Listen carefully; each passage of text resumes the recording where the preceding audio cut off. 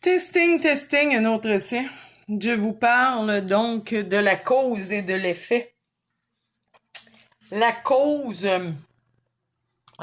pour vulgariser, c'est ce qui produit quelque chose, ce qui produit un problème. C'est à l'origine d'un fléau, d'une situation difficile ou problématique, d'un nœud dans la situation.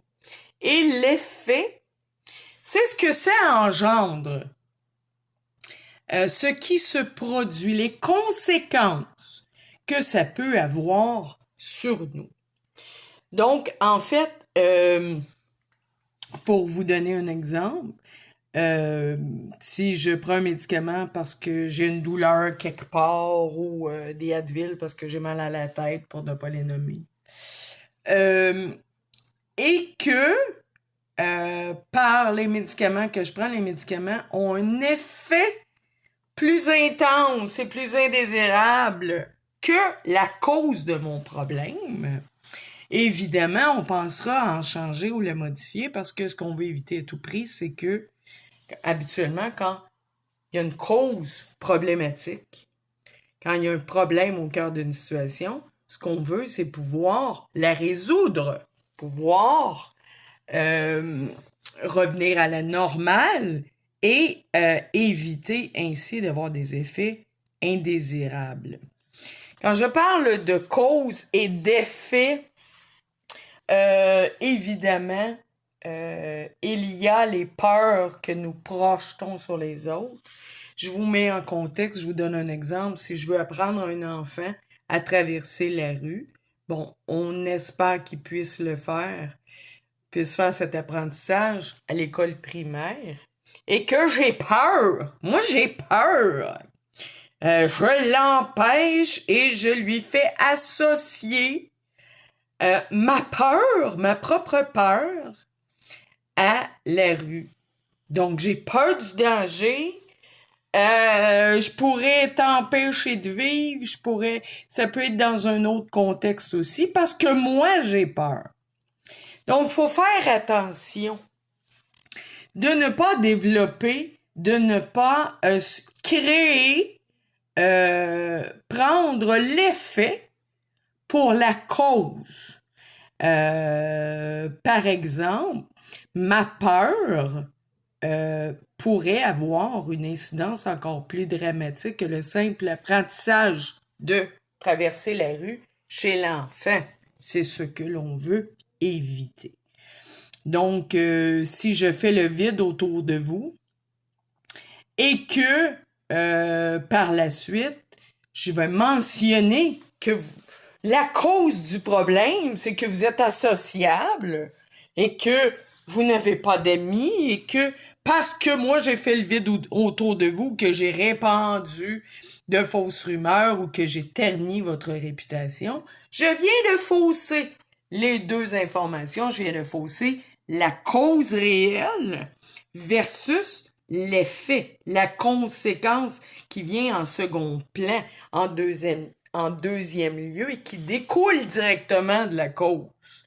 Donc, il y a une différence également entre je tabasse pour pas que tu parles ou je te tabasse pour me défendre.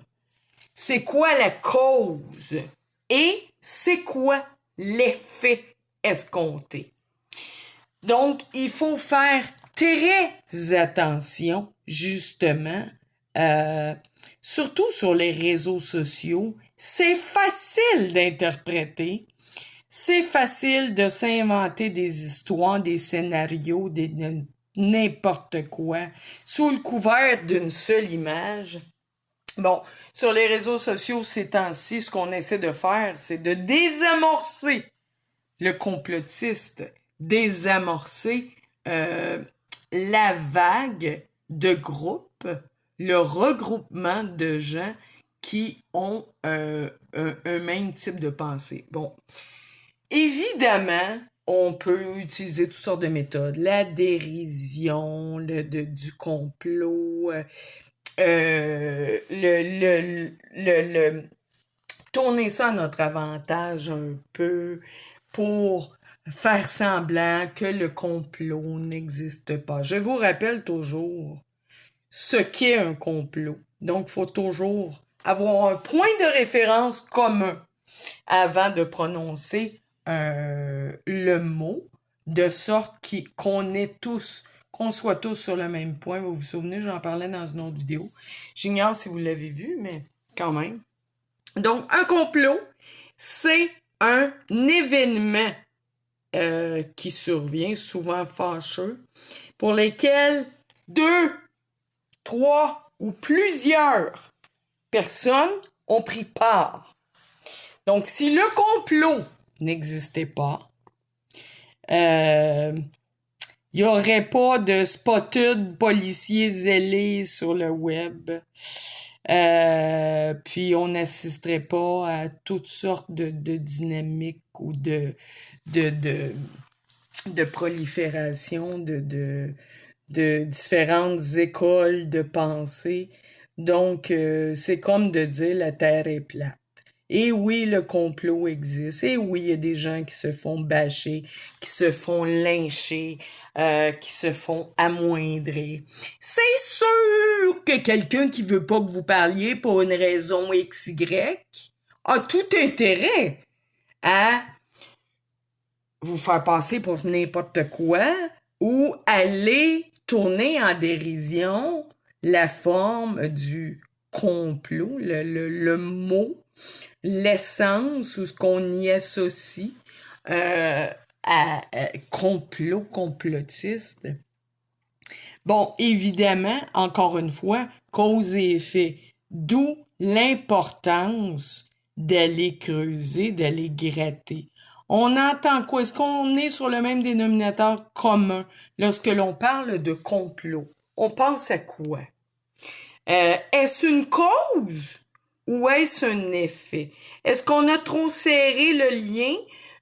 Comme je le mentionnais également dans une autre vidéo, tenez un chien en laisse, tirez sur le choker, dès qu'il va avoir la chance, vous allez vous faire mordre. C'est certain. Et pire encore, vous pouvez vous faire défigurer. Donc, cause et effet. Donc, la cause d'un problème, quelle est-elle? L'effet escompté. Qu'est-ce qu'on voulait faire? Qu'est-ce qu'on voulait créer comme solution en mettant en place cette méthode-là, ce moyen-là, cette action-là?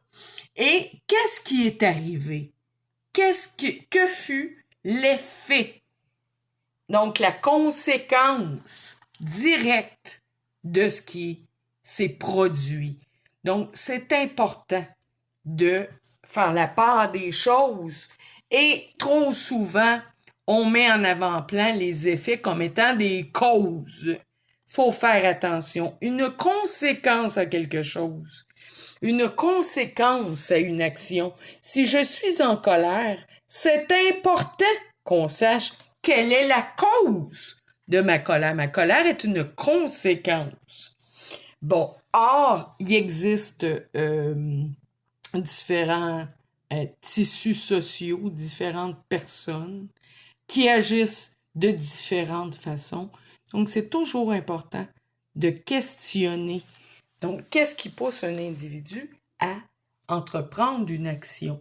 Quelle est l'action que l'on souhaite en rapport au nœud, au problème, à la problématique?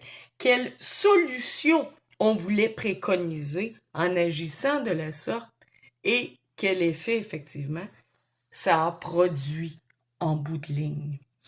Donc, je vous invite à la réflexion et en terminant, je vous amène à réfléchir également sur le fait que une aide qui n'est pas requise, qui n'est pas souhaitée et qui n'est pas consentie par une personne peut également se transformer en cause de problème, en problématique majeure. Donc, pourtant, l'effet escompté devrait être de venir en aide à un individu et non de lui